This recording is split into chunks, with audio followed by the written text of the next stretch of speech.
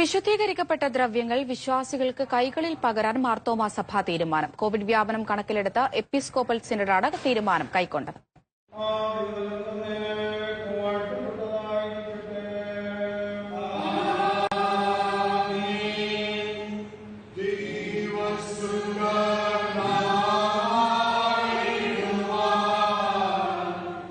പൗരസ്ത്യ സഭകളുടെ ചരിത്രത്തിലെ തന്നെ സവിശേഷ പ്രാധാന്യമുള്ളതാണ് തീരുമാനം.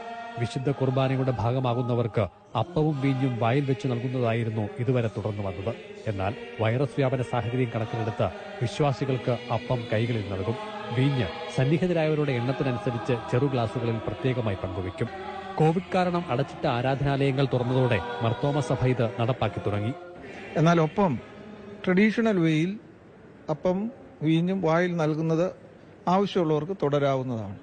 അത് അതാത് സ്ഥലത്തെ വികാരിയച്ചന്മാർക്കും ഇടവക ജനങ്ങൾക്കും തീരുമാനിക്കാവുന്നതാണ്. തിരുശരീരമെന്ന് സങ്കല്പിച്ചാണ് അപ്പം വിശ്വാസികൾക്ക് നൽകുന്നത്. വീഞ്ഞ് തിരുരക്തമെന്നുമാണ് വിശ്വാസം. കോവിഡ് വ്യാപനത്തെ തുടർന്ന് മാർച്ചിലടച്ച പള്ളികൾ നവംബർ 1 തുറന്നത്.